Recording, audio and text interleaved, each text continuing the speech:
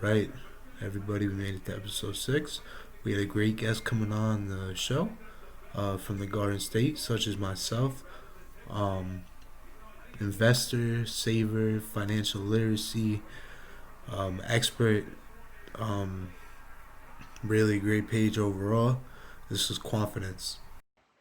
What are your investments in stocks you're looking at long term? So right now I'm holding Apple long term. I'm holding Microsoft long term. I'm holding Tesla long term. Disney long term. Um, those are like my four main like individuals. Everything else is index funds. So I use index funds that follow the S&P 500. VT VGT, Hmm. Blue, VTI, those kind of index funds. So index funds is my primarily um like that's primarily my investments, but then my individual, I have four individuals, so I try not to have too many investments. I try to just keep them simple, follow an index fund, and have a couple individuals, the top of the market individuals that's going to lead the way for the next 10-15 years. So that's my long-term holds right now. Um, and what sectors do you like outside the index funds? Just individual sectors, would you say? Of course, I like tech. Tech is the future. The pandemic even it sped up our reliance on technology even more. So we was on a certain Yeah, track, but now that the pandemic hit, we've been sped up 5 to 10 years, and now tech is the wave. Everything is tech now. Like you think of food yeah, companies like Domino's and Chipotle, they're not even food companies no more. They're tech companies that sell food. Tesla is also like you think it's an electric car, but it's really not an electric car. It's a tech company that sells electric cars. So everything is moving towards the tech dynamic, and that's where I'm at. So I'm gonna just ride tech until it die out. yeah. I've been telling everybody about clean energy because right now Yeah. it's been booming, and I got it like kind of at like a low price. Hmm. So right now it's kind of going up, but still, I think even just getting into it now, like you're still gonna make money definitely long term. I also wanted to ask you,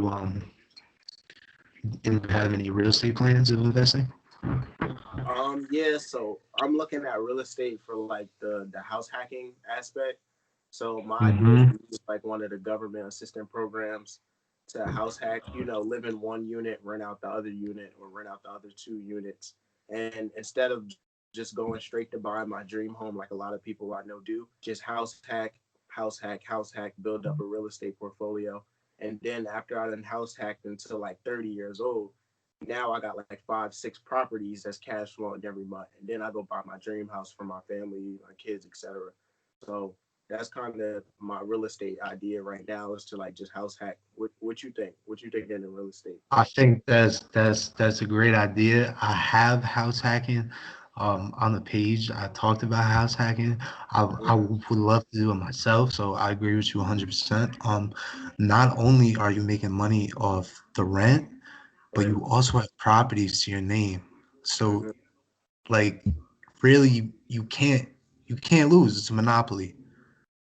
I'm trying to play real life Monopoly, so I'm glad you said that. Of course, we got the monopoly man on there. Um, so yeah, real estate. I'm actually trying to become an agent right now. Try to work in the field. Try to work in the field a little bit. I think it would give some good content perspective of real estate firsthand. Um, and yeah, it's a good way because like that's like short term, long term. Like you said, the house hacking, flipping houses itself, fixing them up. I know a lot of people that make a lot of money off like fixer uppers. Right. So you know, just I'm getting the right team together. Yeah. I'm glad you said you're trying to be a real estate agent too. I actually flirted with the idea of like being a real estate agent. It just gives you connections, it gives you insights, it Yeah, gives you like people in the industry. Like that's a great. I'm glad you said that, because that's like a great. like entrance into like the real estate world is to just be an agent. You learn all that Exactly. now. You make all the connections. Exactly. And at the same time, you don't even have to stop at being an agent. Like Right. you could be a mortgage. You could work with mortgages. You could be work on home loans. You could do refinancing. That's a good field in terms of real estate. Especially now. Mm-hmm. So, Oh, for sure. Right now, like the yeah. housing market is it's a seller's market.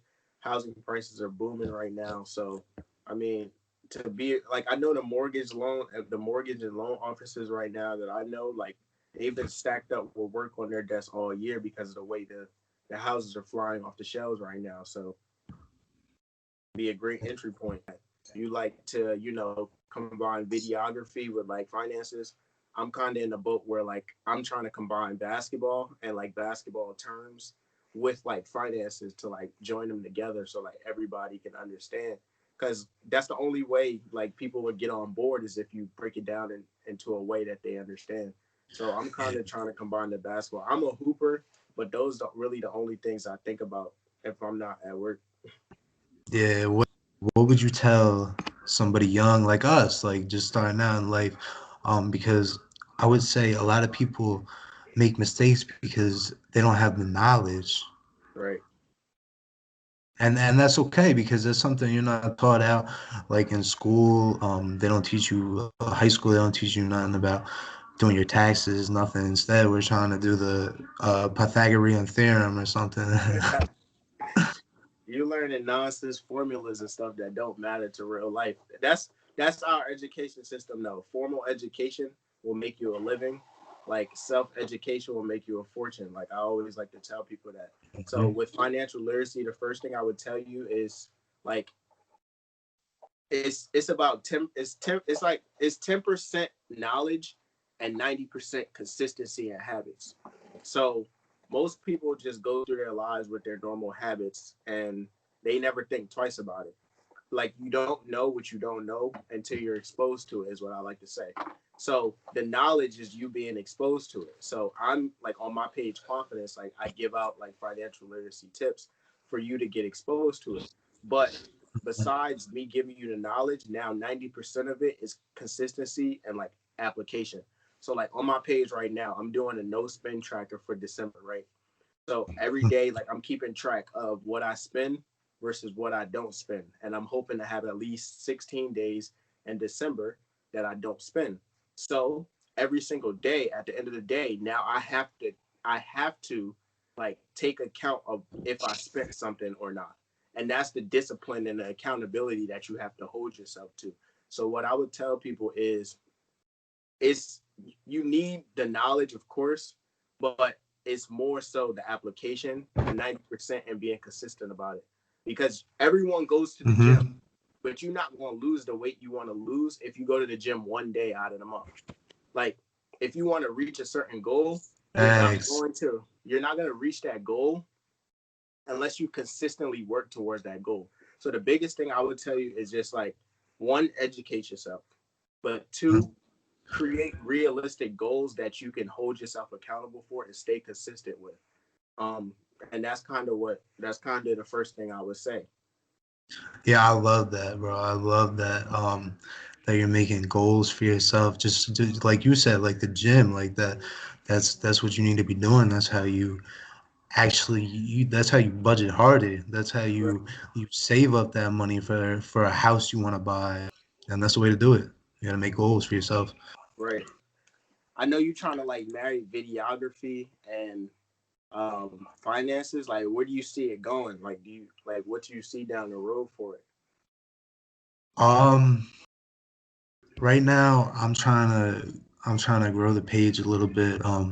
Reach out to the community, meet different pages, put a spotlight on them. Try to set up a YouTube, maybe ebooks about things I learned because I don't know everything. I don't know everything at all. I'm still learning in the process. I'm trying to learn from people that know more than me. Right, right, right. Um, and and that's it. I just started investing in March.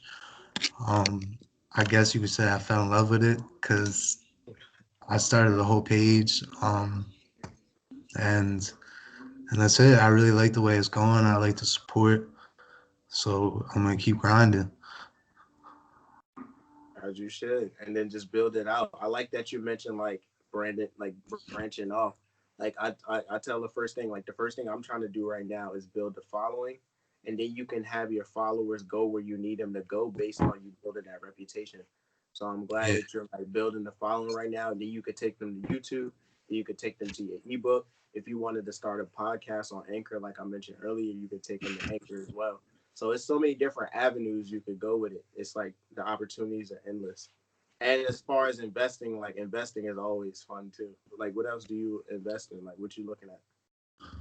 um, like I said, I'm big into medical. Okay. I work at a hospital, Okay. so I see the product that comes in every day and the stuff they use on a daily basis. Right. Um, so I like medical. I know it's safe. You usually get dividends with the big companies. Johnson Johnson. I got to tell you, I like the battery charging type of stocks, like the Okay. things the Teslas, because and this was a little while ago. I would say like a month and a half ago. I was getting them. You were getting them for great prices, and they're just going up right now. REITs is another way to be investing in real estate without being hands on. Mhm. Just invest into the real estate investment trust, and they give great dividends too. Yeah, yeah, that's always something to look for.